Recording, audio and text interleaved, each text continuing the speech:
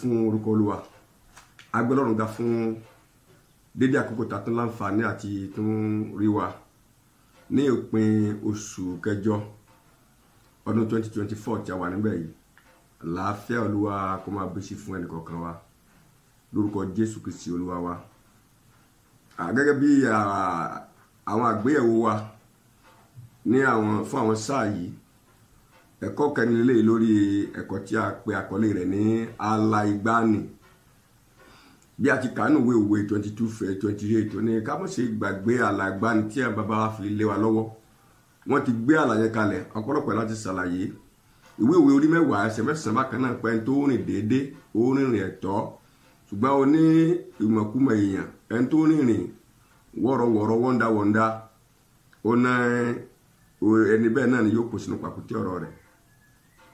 So nítorí náà kí a ń pè ní tí a máa gbé ẹ̀wò lónìí wọ́n la pè ní jẹ́ olóòótọ́ ní dúró ṣinṣin jíjẹ́ olóòótọ́.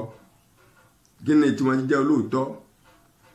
Ìyẹn ní ẹ̀rí ọkàn rere sí àwọn ènìyàn, ẹ̀rí ọkàn rere sí Ọlọ́run, ẹ̀rí ọkàn rere sí ara wa.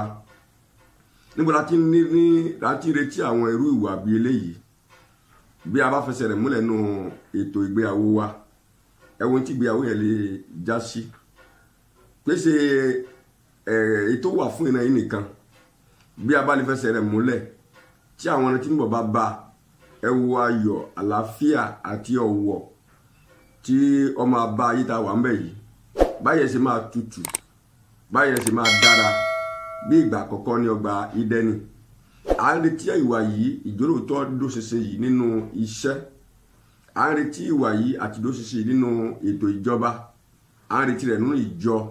À ń retí rẹ̀ nínú ìbáṣepọ̀ wa, ẹ̀gbọ́n sábúrò, àbúrò sẹ́gbọ́n, nínú ẹbí ńlá àtẹbí kékeré, ní ọjà wa, nínú bísínẹ̀sì wa.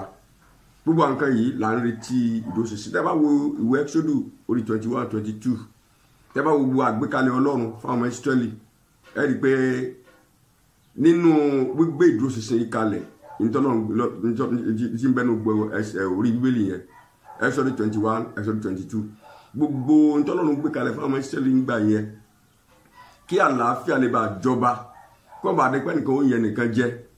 Ṣùgbọ́n lónìí a rí pé àwọn nǹkan tí ó ti di àfihẹ́yìn ni, tí ó dàbẹ̀ ni pé kò tiẹ̀ tà ní ìran wa mọ́.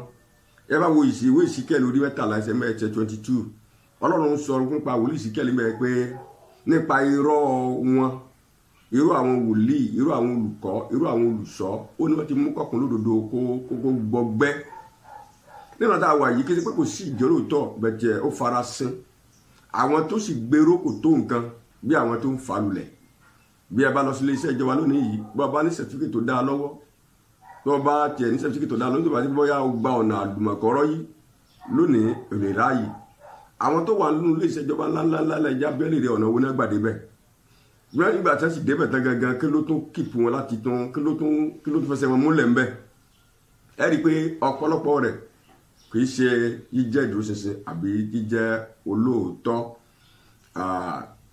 Tí ọba wa jẹ́ pé bí nǹkan ti wà lélẹ́yìí, ìjẹ́ rí pé a nílò ká padà sínú aláìgbani tí í ṣe ìdúróṣinṣin. Nígbà ìgbani a rí pé àwọn èèyàn máa ń kó oṣù sẹ́gbẹ̀ẹ́ ọ̀nà, wọ́n máa ń kọ́ aṣọ sẹ́gbẹ̀ẹ́ ọ̀nà lóríṣiríṣi nǹkan. Bẹ́ẹ̀ tí wọ́n bá sì fẹ́ tà pẹ̀lú àmì tí wọ́n bá fi síbẹ̀, bẹ́ẹ̀ náà ni yóò rí. Bẹ́ẹ̀ tó wá rí bẹ́ẹ̀ mọ́ lónìí yìí. A sì retí pé a kú láyé ìyá lọ sí ìjọba kan, tí bá ti dé ìjọba náà tí náà lélẹ́ yìí. A ń retí pé ọmọ Ọlọ́run ni wá, a ń retí pé à ń ṣe Ọlọ́run, a ń retí pé à ń ṣẹ̀sìn, tí bá ti máa ṣẹ̀sìn náà ni tí ìjákulẹ̀ sì ní dé lópin ìrìn àjò nínú ayé. Kí la wá lẹ́ a nílò láti ṣe bí eléyìí? A rí pé a nílò ìbáṣepọ̀ tó gúnmọ́ pẹ̀lú Ọlọ́run. Nínú ìwé Onídàájọ́ àkókò kan bẹ ní orí 17 yẹn 17 táwọn mẹ́sẹ̀lì ń ṣe tó ń wù wọn olúkúlùkù lọ́nà ara rẹ̀. Á dàbẹ̀ nípa ti já sínú ètò irú nǹkan bẹ́ẹ̀ nínú ọ̀nà tá a wà yìí. Tó olúkúlùkù bẹ̀rẹ̀ sí rìn lọ́nà ara rẹ̀, olúkúlùkù rẹ̀ ṣe tó wù. Ìbáṣepọ̀ tó gúnmọ́ pẹ̀lú Ọlọ́run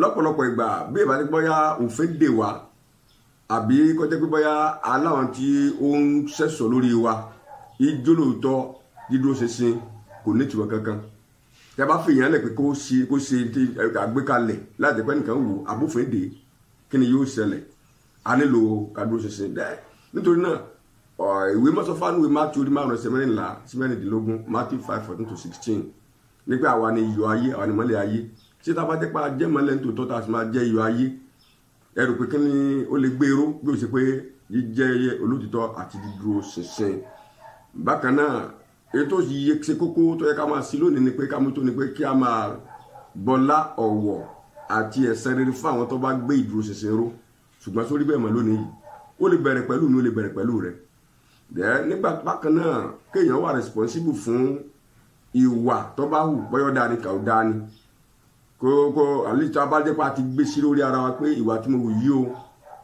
o ìmẹ́ náà ni mo jẹ̀bi rẹ̀ àbí mo jàre rẹ̀ tí a sì dúró tì í ẹ́ rí i pé ìdúró ṣinṣin yóò wáyé bákan náà ká sì jẹ́ tó ṣe é fọkàn tán àtolóòtọ́ ènìyàn ká sin Ọlọ́run pẹ̀lú agbára wa ibi tá a bá ti láǹfààní àti sin àwọn ọmọ nìkejì wa pàápàá kó dẹ́ pẹ̀lú agbára wa nítorí bá fi sí ìkáwọ́ wa àwọn ibi tá a ti jó lórí ibi tá a ti jọ́ mẹ́yìn tí a bá lè gbé àwọn nǹkan wọ̀nyí ró àlàáfíà ti dé sí orílẹ̀-èdè wa sínú ẹbí wa sínú ìlú wa sáà ọmọ ìyá wa ogun táwa fi gbogbo ojúmọ́ jà láàrin ẹbí nínú ìlú ládùúgbò nínú alábàágbé ní orílẹ̀-èdè pàápàá ẹ rí i pé yóò dínkù eléyìí ní àlà ìgbani àti èso náà tá a máa lónìí tọ́jọ́ kan ní ìwà tá a gbọ́dọ̀ kíyèsí Ọlọ́run ọ̀run kó dáwọ́ lẹ́nu kọ̀ọ̀kan wa kó náà wá lọ́wọ́ tátún padà ní ọ̀sẹ̀ tí ń bọ̀ ojú wa yóò máa rí rẹ̀ o lórúkọ Jésù Kristi Olúwa wa àmín.